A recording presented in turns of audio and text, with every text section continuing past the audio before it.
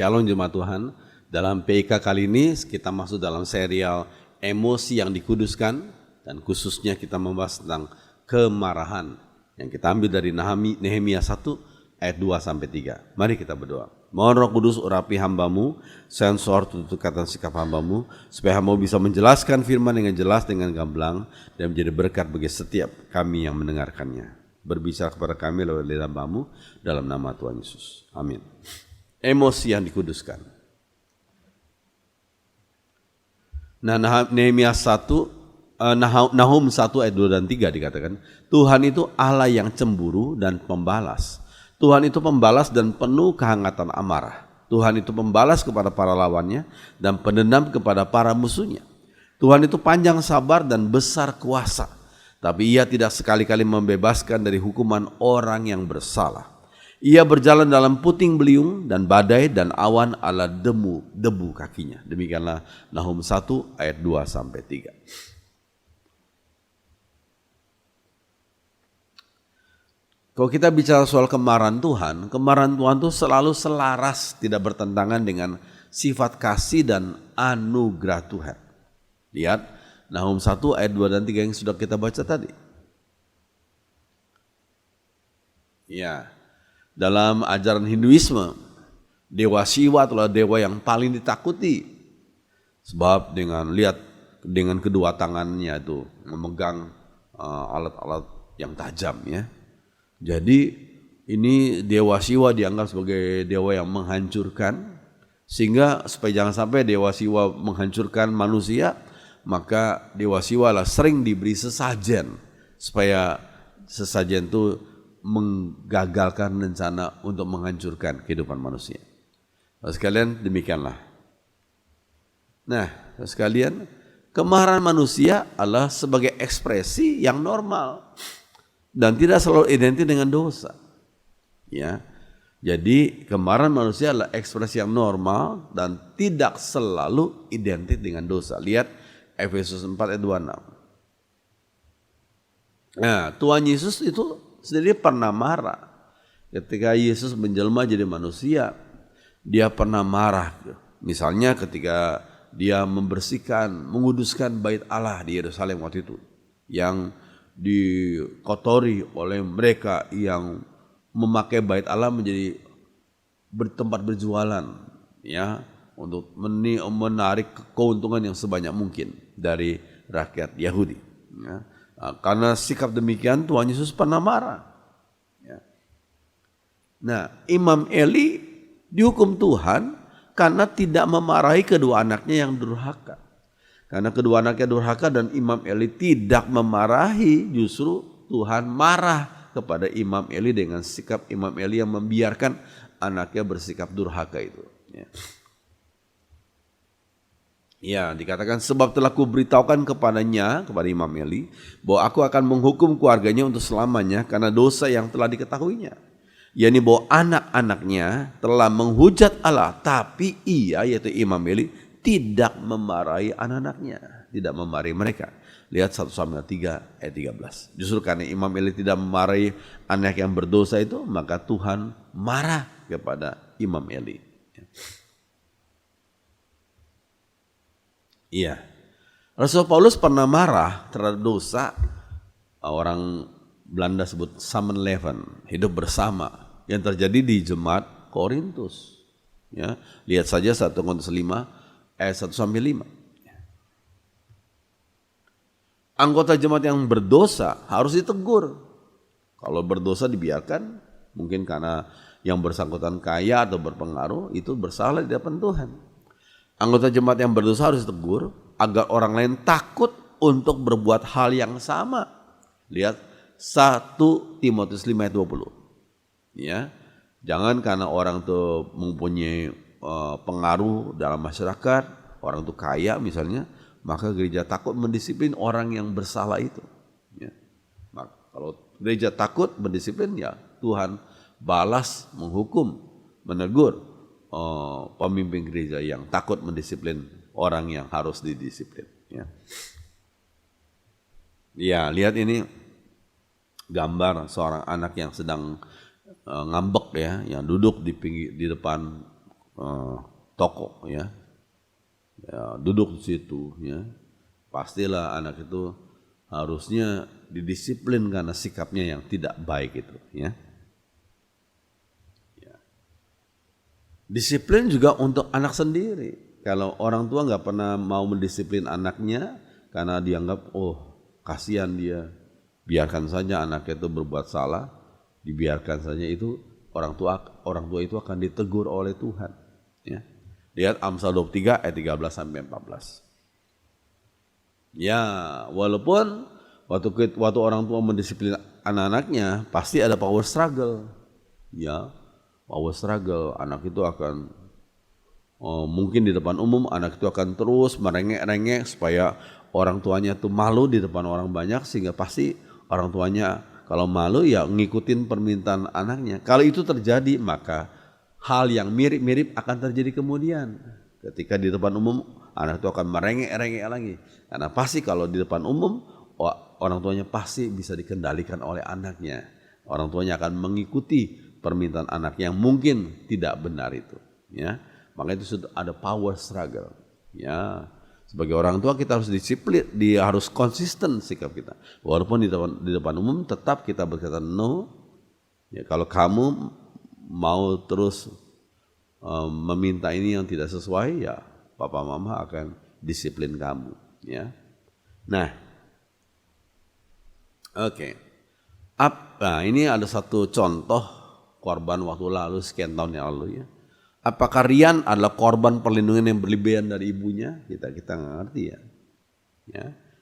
Karena Rian tuh rindu dengan ibu dan beberapa korban yang dikubur di halaman rumahnya. Itu pernah terjadi sekian tahun yang lalu ya. Anak yang tidak mendapat disiplin yang benar akan menjadi antisosial. Ya, kalau anak kita tidak disiplin dengan benar, akibatnya dia selalu bersikap yang bertentangan dengan hukum-hukum atau peraturan masyarakat sekitarnya. Ya. Dan anak itu akan hidup menurut hukumnya sendiri, semaunya dia, ya, semau dewe dalam bahasa Jawanya. Ya. Ya walaupun dikatakan Rian itu menangis. Tapi kalau mau ditanya menangis karena apa? Ada orang menangis karena bertobat, ya. Dia sungguh-sungguh bertobat. Tapi ada orang yang menangis karena dia merasa hukumannya dirasa terlalu berat. Nah itu orang itu berarti belum bertobat. Ya. Jadi kalau kita lihat seseorang menangis, kita tanya, kau menangis karena apa? Tapi kalau saya menyesali, saya berjanji, nah itu hal lainnya. Tapi ada orang yang, iya saya hanya berbuat begini kok hukumannya berat sekali. Nah itu berarti menangis karena merasa hukuman dianggap terlalu berat. Ya, mungkin orang itu belum bertobat. Ya. Mazmur 76 ayat 11. Surely the wrath of man shall praise thee, the remainder of wrath shall thou restrain. Dalam bahasa Indonesia, sesungguhnya kemarahan manusia akan memuliakan Engkau Tuhan, dan sisa kemarahan tersebut akan Kau batasi. Sisa kemarahan tersebut akan Kau batasi. Ya, justru hal-hal yang enggak sesuai dengan kehendak Tuhan adalah karena kemarahan orang itu berlebih-lebihan, ya, berlebih-lebihan. Sehingga kita mohon Roh Kudus menguasai amarah seseorang. Jangan sampai amarah yang untuk kebaikan jadi malah karena amarah membuat sakit hati pada orang yang kita marahi itu. Ya. Kemarahan manusia harus memuliakan Tuhan, mendukung kesucian Tuhan. Tetapi kemarahan yang berlebihan tidaklah benar. Tidaklah benar. Ya. Kemarahan harus dikuasai dan diarahkan untuk kebaikan. Lihat Amsal 16 ayat 32. Ya, orang yang sabar melebihi seorang pahlawan. Orang yang menguasai dirinya melebihi orang yang merebut kota. Jadi jangan menjadi orang yang lekas marah. Nah ini lekas marah nggak boleh. Ya. Lihat Yakobus 1 ayat 19. Tuhan melarang orang yang gampang-gampang marah, sebentar-sebentar marah, ya, lekas marah. Hai saudara yang kukasihi, ya, ingatlah hal ini. Setiap orang hendaklah cepat untuk mendengar, tetapi lambat untuk berkata-kata, juga lambat untuk marah. Lambat untuk berkata-kata dan lambat untuk marah. Berpikir dulu, pertimbangkan dulu sebabnya, masalahnya yang sesungguhnya. Ya, beberapa sebab kemarahan. Nah, orang marah karena mungkin merasa diperlakukan tidak adil. Ya, lihat dua anak ya. Lihat yang satu dipangku oleh ibunya, yang satu lihat mukanya, mimiknya. Ya, seolah-olah dia diperlakukan tidak adil gitu ya oleh orang tuanya. Ya, anak-anak di bawah 7 tahun tidak menuntut orang tua mereka kaya secara materi, tapi mereka menuntut orang tua mereka bersikap adil. Kalau dia punya saudara, dia punya kakak, dia punya adik, bersikaplah adil kepada mereka semua, termasuk anak ini. Ya, ya. Banyak ketidakadilan dalam hidup ini. Yang terpenting bagaimana kita menyikapinya. Pasti ada hal positif di balik keadaan yang tidak adil tersebut. Ada hal positif di balik keadaan tidak adil itu. Ya, contohnya orang yang jadi minoritas seringkali ya diperlakukan sebagai minoritas. Tetapi kadang-kadang kelompok minoritas justru yang berprestasi. Ya, jadilah minoritas yang berprestasi. Sehingga kelompok mayoritas menjadi bangga dengan keberadaan minoritas yang berprestasi itu. Ya, lihat almarhum Ciputra, ya, sukses dalam bisnis dan beliau adalah seorang anak Tuhan. Ya. Nah ini Rudy Hartono, siapa yang tidak kenal beliau? Seorang juara bulu tangkis ya, All England, ya, 7 kali, ya, berturut-turut, luar biasa. Ya. Orang-orang tahu bahwa dia adalah orang Kristen, tetapi mereka berkata, iya ini orang berprestasi. Ya, ya ini seorang Chris John, seorang petinju, ya dia orang Kristen. Ya, ketika berhasil mempertahankan gelarnya, dia disambut oleh waktu itu Presiden SBY. Ya, jadi saya pikir penting, jadilah minoritas yang berprestasi. Ya. Sehingga malah dibanggakan oleh kelompok mayoritas. Ya, beberapa sebab kemarahan yang kedua adalah merasa posisinya terancam. Ya, seorang marah karena posisinya terancam. Lihat Matius 2 ayat 16, ketika Herodes agung untuk mendengar berita bahwa ada seorang raja yang baru lahir, wah dia marah sekali. Dia merasa posisinya terancam, maka dia perintahkan kepada orang Majus, ayo cari, kalau kamu sudah tahu tempatnya, aku akan pergi untuk menyembah. Pada sebenarnya tujuannya untuk membunuh, ya.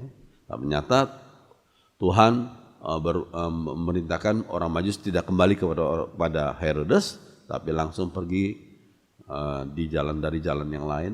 Herodes marah dan dia menyuruh pasukannya untuk membunuh semua bayi di kota Bethlehem yang di bawah 2 tahun. Waktu itu bayi Yesus belum 2 tahun. Ya. Ini karena merasa posisinya terancam. Ya, ini orang yang berdirinya, coba saudara lihat. Landasan berdirinya kan sangat kecil ya. Kalau dia kurang konsentrasi bisa jatuh sendiri dia. Sehingga kalau orang yang punya landasannya terlalu kecil, maka dia selalu mudah marah, selalu bertekad, awas, nggak boleh dekat-dekat, awas ya kamu ya, nggak boleh dekat-dekat. Sebab dia takut. Jangankan orang dorong dia, dia ketiup angin saja dia nggak konsentrasi, bisa jatuh sendiri dia. Jadi orang macam gini mudah tersinggung karena rasa posisinya terancam. Bagaimana menolong orang seperti gini? Ya kita harus bantu orang macam gitu. Kita perlebar fondasinya, fondasi pribadinya kita perlebar. Ya, sehingga orang itu akan berkata shalom, bukan awas lagi, shalom, ya, karena fondasinya diperlebar. Kita hormati dia, kita berikan apa yang dia perlukan, ya, kita kasihi dia. Ya. Itu seperti kita memperluas fondasi pribadinya. Ya, sebab kemarahan ketiga adalah kebiasaan ditiru dari lingkungan. Sebab banyak orang meniru lingkungannya. Lihat 1 Korintus 15 ayat 33. Janganlah kamu sesat, pergaulan yang buruk merusakkan kebiasaan yang baik. Pergaulan buruk merusakkan kebiasaan yang baik. Ya, lihat ini seorang bernama Albert Schweitzer. Dia pernah mendapatkan 4 gelar PhD, Doctor of Philosophy. Dalam bidang medis, dalam bidang teologi, dalam bidang musik. Ini orang ini luar biasa. 4 gelar PhD. Dan ketika dia sudah cukup usia, dia tinggalkan Amerika dan dia mau menolong anak-anak di Afrika.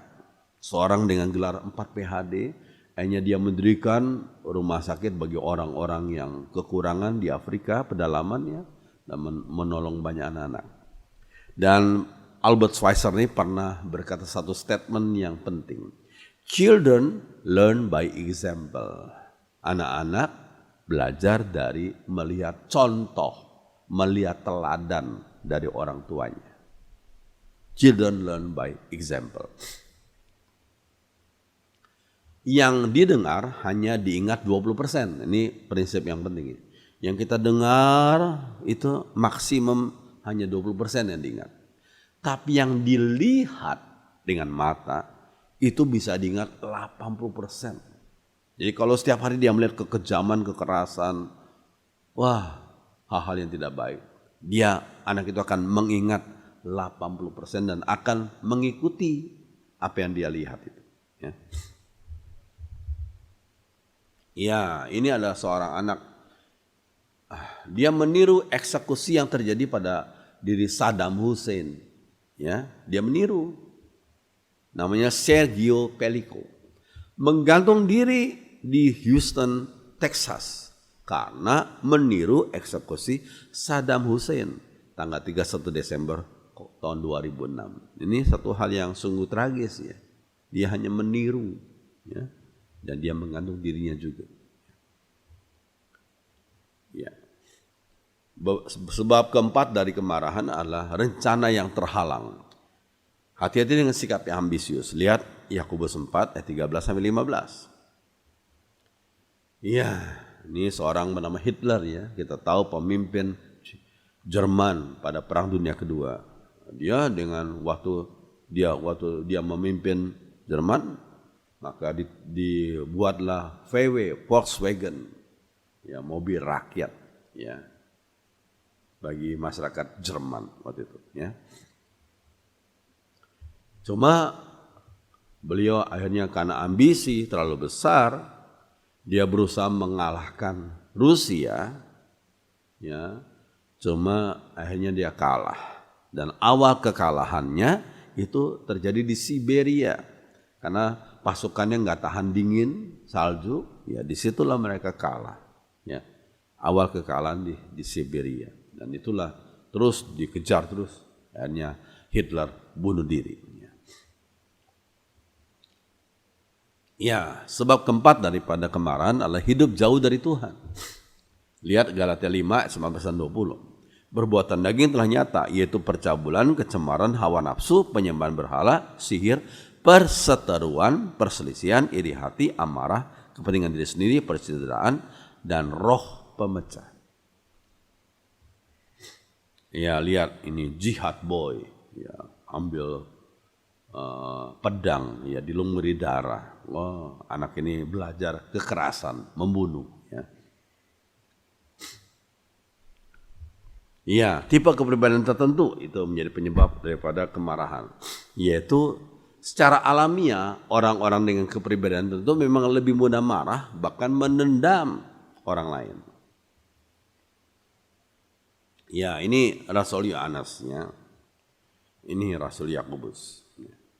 Lihat Lukas 9 ayat 53 sampai 54. Tapi orang-orang Samaria itu tidak mau menerima dia karena perjalanannya menuju Yerusalem. Ketika dua muridnya yaitu Yakobus dan Yohanes melihat hal itu, mereka berkata, "Tuhan, apakah Engkau mau agar kami menyuruh api turun dari langit untuk membinasakan mereka?"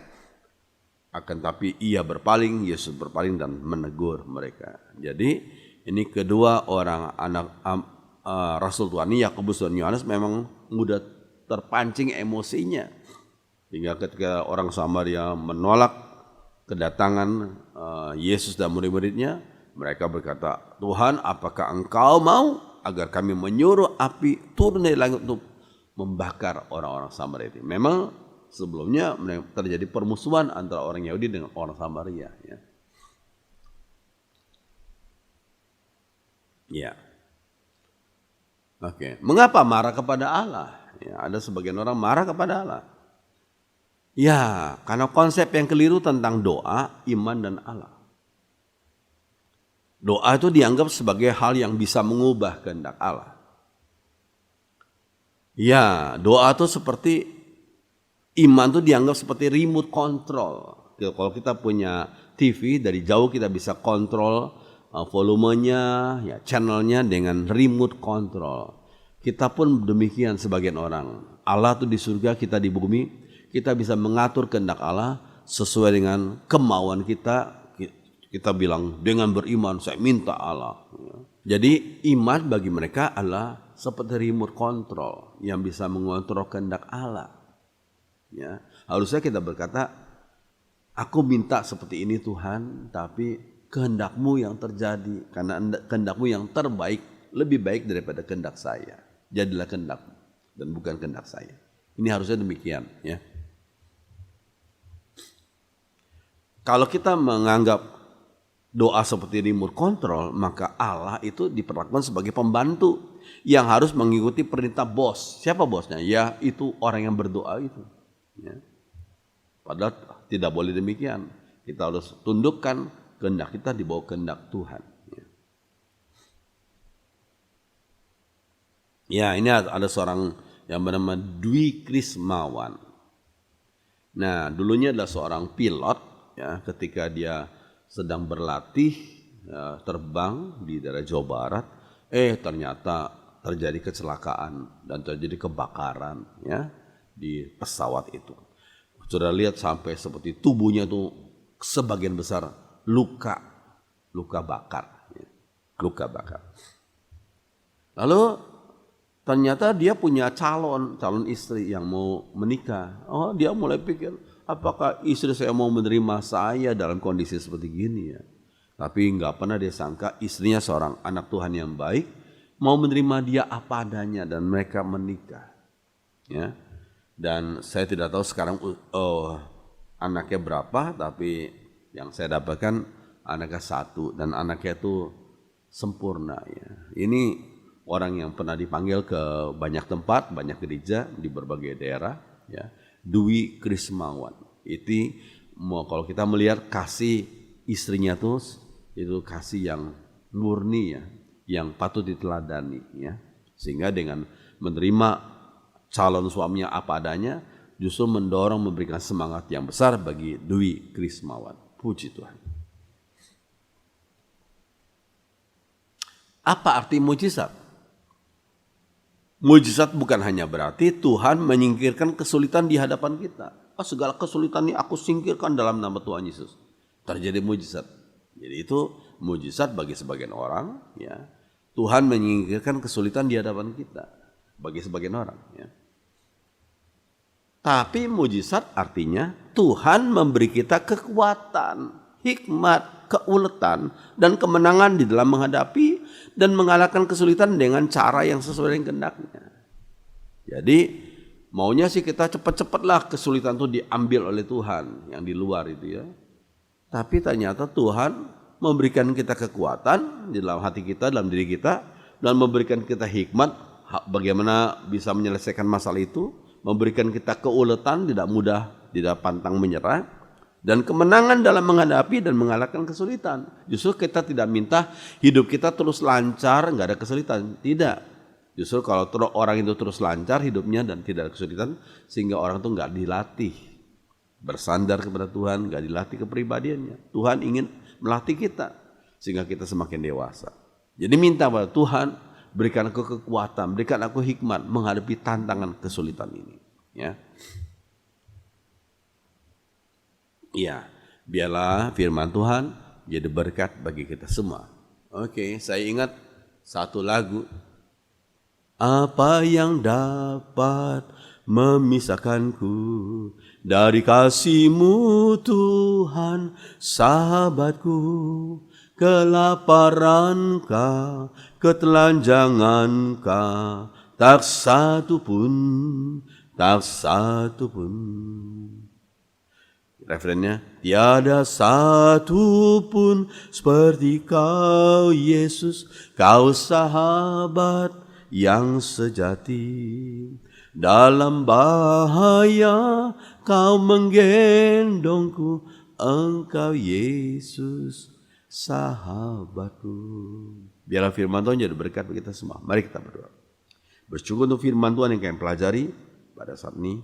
Tolong apa yang hamba sampaikan pasti banyak kelemahan, tapi Roh Kudus menyempurnakannya dan memampukan kami untuk melaksanakan firman Tuhan sesuai dengan kehendak dan pimpinan Tuhan. Terima kasih Tuhan, dengarkan doa kami dalam nama Tuhan Yesus. Haleluya.